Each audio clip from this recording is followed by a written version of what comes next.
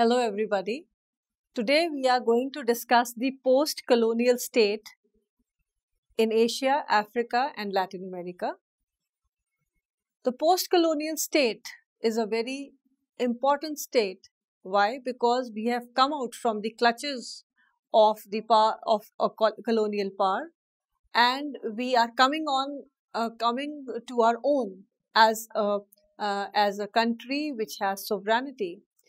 uh, we will try to understand what are the meanings of being a colony, and what is the meaning and what are the responsibilities which come while being an independent country. The journey from freeing ourselves from a colonial power, from being a colony to a state, are is a struggle which in which many people lose their lives. Many people sacrifice themselves. They sacrifice the prime of their life by staying in prisons, by being thrown into dungeons. But the whole journey leads us to being an independent country where we can call the shots, where the people of the country can frame their own constitution, where they can choose their leaders and run the country according to their own aspirations and expectations. Now, now, in this module, we are going to discuss the post colonial state. What are the challenges which these post colonial states face in Asia, Africa, and Latin America? How successful they are in facing these challenges? What are the hindrances in the way of development? And how are the leaders and the masses overcoming these challenges to prove that they can run a country on their own. Now, what is a state? What is a state? Any area that has population, a fixed territory, government, and sovereignty. Sovereignty is both internal and external. Whichever territory has these four components is termed as a state: population, fixed territory, government, organized government, and sovereignty. Sovereignty is freedom. Having your sovereignty means having both internal and external freedom to decide what you want, to frame your policies. When a government does not take orders from anybody within its boundaries or from outside its boundaries, that means you have got sovereignty. Now, the modern nation state emerged after the Treaty of Westphalia in 1648. The modern state arose when feudalism, the feudal age broke down. There was a decrease in the papal authority and decline in the belief of the divine right of kings. Now, there are many theories talking about the origin of state. One of them was the divine right of kings, which says that the king is the representative of God on earth. He has got blue blood flowing in his veins. That is why you cannot oppose the king, you cannot criticize the king, you cannot remove the king. Now, this theory, the divine right of kings, troubled the people of Europe for a long, long time. The church and the king came together to exploit the people and maintain a hold on them for many, many centuries. So, with the modern state arose because of education, awareness, and because of democracy, and because of the slogan of liberty, equality, fraternity. The hold of the kings, the hold of the church declined. One of the beneficiaries in some of these countries were the barons, the landlords, who were also in connivance with the king and the church to exploit the masses.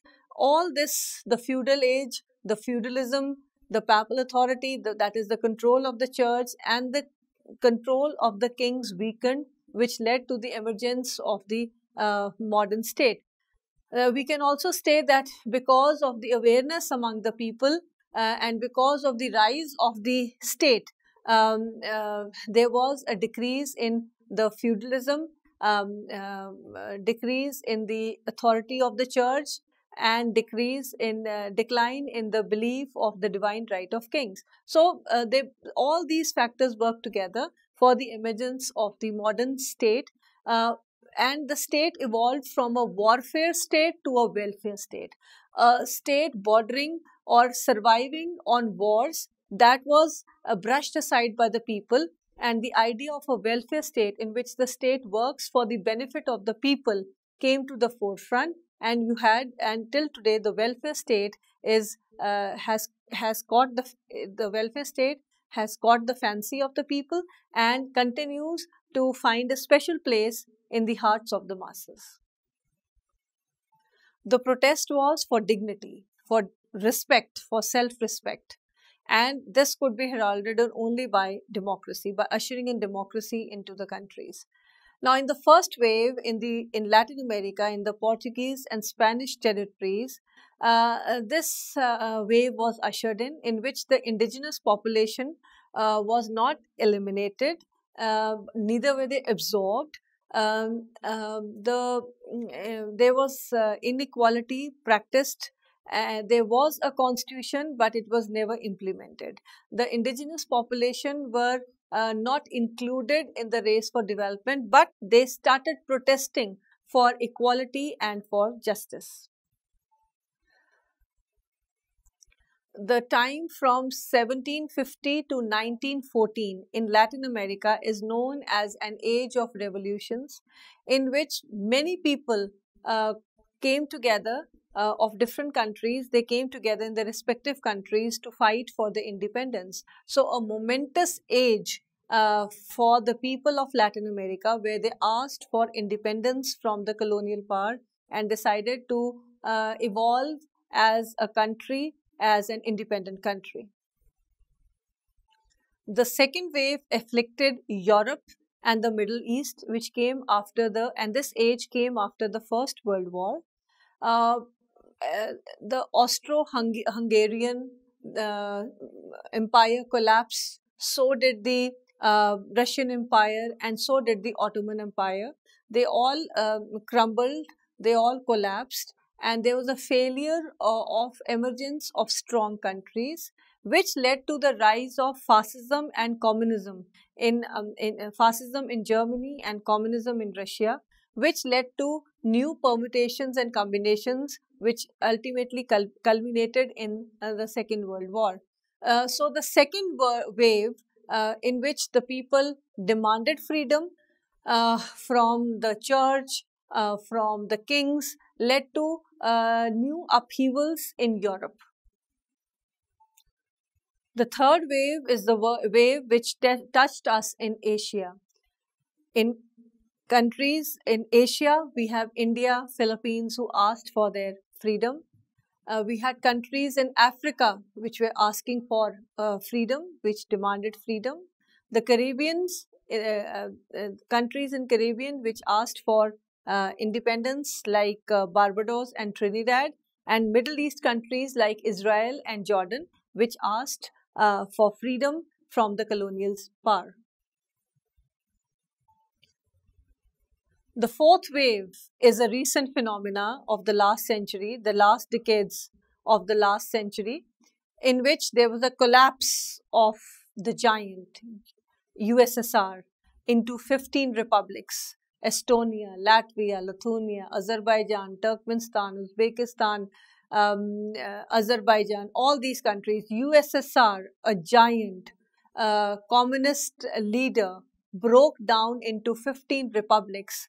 Mikhail Gorbachev introduced perestroika and glasnost in the Russian political system, in which he welcomed criticism of the Communist Party. The criticism came in such a flood that it just washed away the remains of the Communist Party, and USSR broke down into 15 republics. The successor state of USSR was Russia, which grappled with its own problems for many, many years, till recently, when it is again emerging as a power under the leadership of Putin.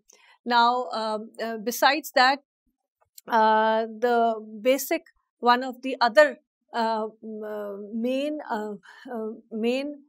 events during that time was when communism collapsed in USSR. It also led to a collapse of the many regimes in Eastern Europe which it was supporting. So you had a breakdown of collapse of or breakdown of communism in most of the Eastern Europe, which was red once upon a time, red being the color of the communists. So Romania, Yugoslavia, Czechoslovakia, Poland, Hungary, all the communist government in all these uh, countries collapsed like a house of cards. So the fourth wave made the world, which was a bipolar world, it was made into a unipolar world with America all in all till the European Union came in.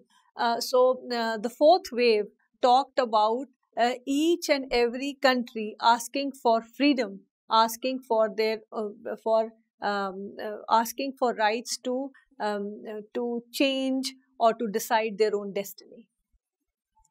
The features of a colonial state are something which we have read since beginning. A colonial state is has institutions imposed on it from the colonial power. The culture of the indigenous people, the people, the local people, is looked down upon. So much so that there are efforts to replace the culture of the indigenous people. The whites or the colonial power consider the culture, the living style of the natives or the blacks or the browns, as we were called, as uncivilized, and the whites take upon themselves the onerous task of teaching the native population how to live, how to eat, how to dress up, and they call it the white man's burden.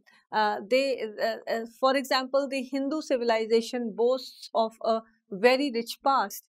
We dressed in loose clothes, in a dhoti, for example, because that is how, or in a sari, because that is what the climate demands of us. We sat on the floors and ate food because as we've seen, it leads to a lot of exercise. The Guru Shishya Parampara, a very healthy institution, was considered as barbaric by the Britishers, who replaced it with their own schools, in which attendance, fee structure, books, and learning in a foreign language, that is English, which has now become a global language, is what we were taught. So the Guru Shishya Parampara was eliminated because it was not considered good enough by the Westerners, though it suited our purpose. So the people who boasted, Indians, for example, who boasted of a very rich civilization, were told that they were uncivilized, or they were barbaric, or they did not know how to live. So the attack on culture was massive, which led to a shake-up of the entire society of Asia. Another very interesting example, but very unfortunate example, is of the Vietnam society. It's not only the British who did it, the French also attacked the culture of the Vietnamese. The Vietnamese traditionally supported long hair, that is their tradition, but they opened up schools. And you could enter the schools only wearing Western clothes and by cutting your hair. So these kind of attacks on the culture of the native population were a feature, a hallmark, a great work of for themselves, a great work termed by the colonial rulers themselves, which we thought was attacking our culture, was the kind of work they did to demean us and our culture vis-a-vis when they compared it with their own. So, every society has its own challenges, its own problems, its own prejudices, which have to be slowly eliminated, or which have to be worked upon with the passage of time, by the help of education, awareness, media, technology, so on and so forth. Now, the post colonial state in Latin America uh, became a state which was dominated by a few local elites who had vested interests. These vested interests did not want that the masses should benefit. They wanted a divide between the haves and the have nots. They wanted the divide to continue. They wanted the gap between the rich and the poor because they were rich. They wanted the gap between the rich and the poor, if not grow, at least remain what it was. These local elites had benefited a lot by hobnobbing with the colonial power, so they wanted to keep these or retain these benefits with themselves. Latin America had a very strange phenomena, that is of rise of caudelos. Caudelos were people who were hired by the or they emerged or they evolved because of the support of the leaders at the helm of affairs. The leaders who usually came up through elections were overpowered and overthrown by a coup, which was led by a charismatic leader backed by the military. If the military kept a firm control on the people through their various arms, through various acts, it suited the authoritarian, the dictator who was in power, and it suited the military also. Whenever, but because of all this, there was a lot of political instability among the societies, and the state had to face the problem of political instability. Now, in Latin America, you had these small military commanders who were the who rose because of this situation and continued to rule so. They had pockets of they commanded respect and power in pockets, in certain pockets, and through these caudelos the people at the helm of affairs commanded respect of that constituency or people of that area. The control of the church in these societies was firm, it was total. The church also played a major role in deciding who would be in power, who would retain power, how much, to what extent. Besides this, there was interference in Latin America of the foreign powers, that is the US, UK, who wanted to continue having a share in the resources with which they could fill their own coffers. Besides this, the leaders in these countries were inexperienced.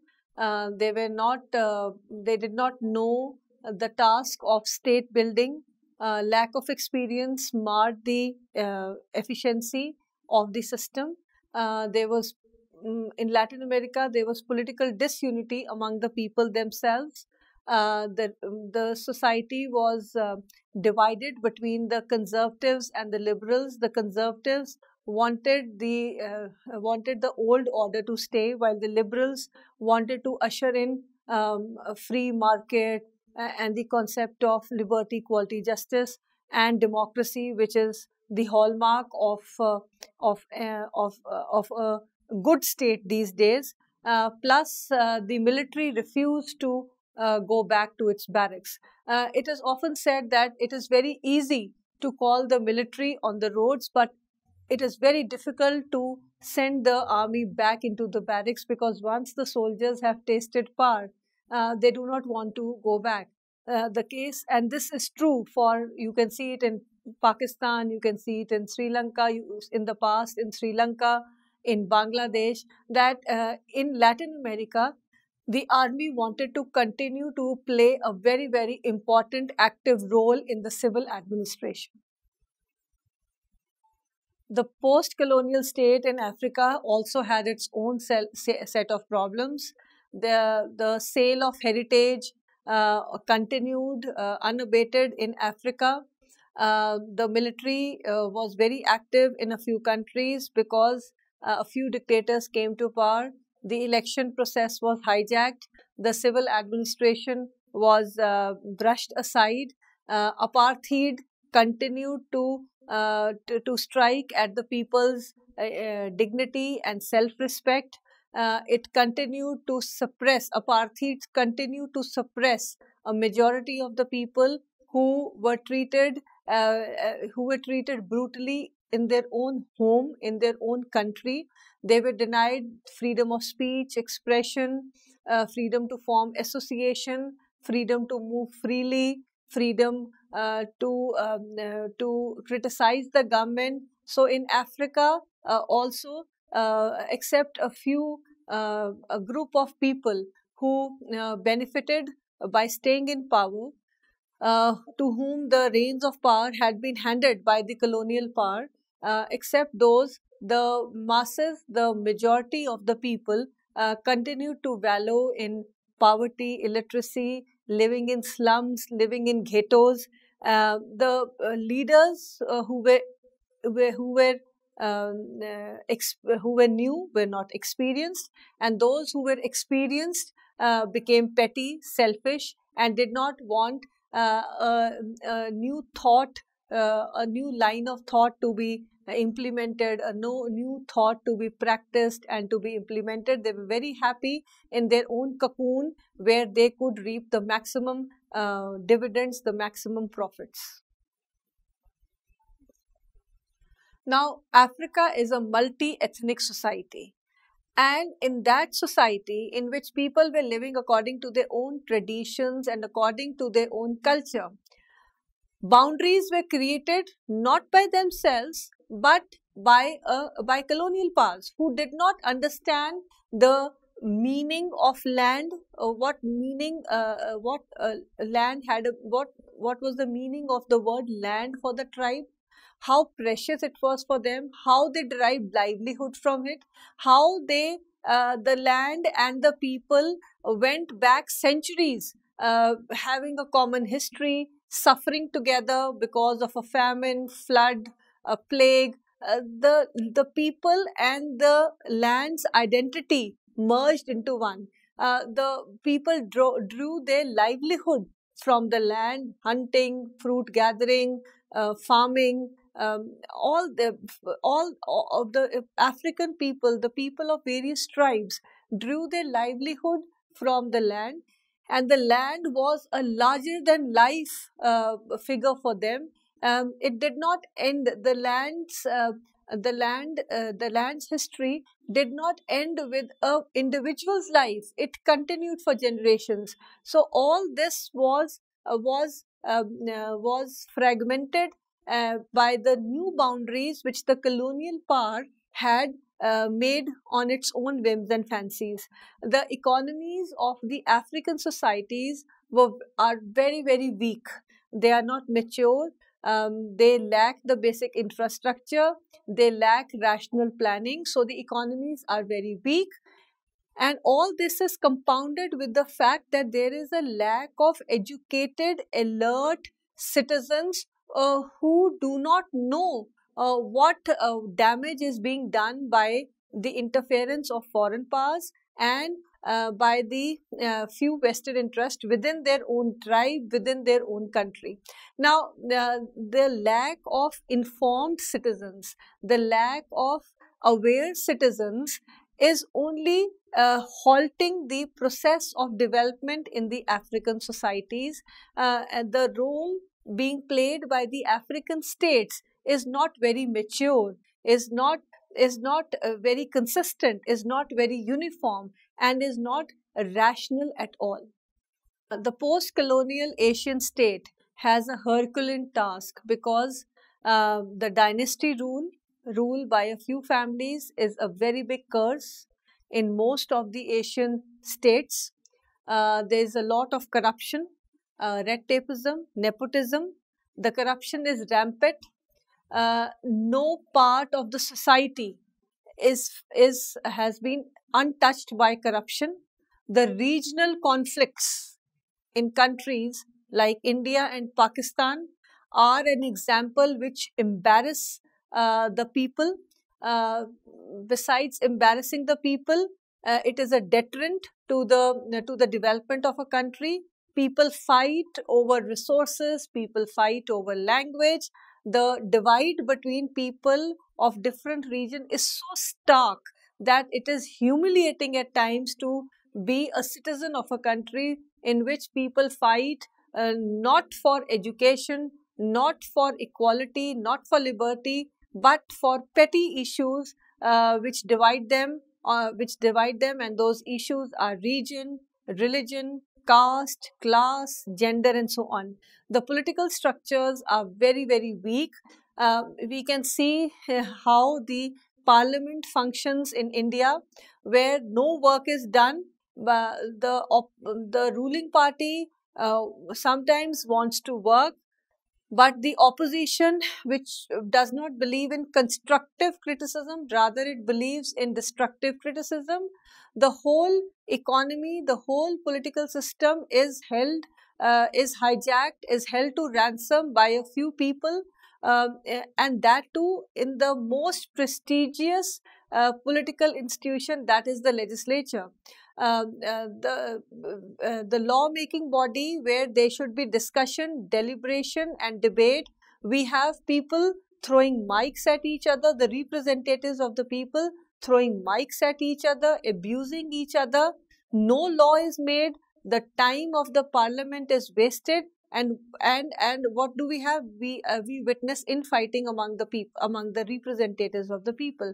No concrete work is done. Rather, work is suspended for many, many hours at the cost of state exchequer. Not only that, there's a tussle for power or tussle for supremacy between the judiciary, legislature, and executive, especially among the judiciary and the parliament in India. For example, whenever the judiciary gives a judgment, the parliament criticizes it that by saying that the judges do not have the authority because they are not elected by the people. They are not the representatives of the people.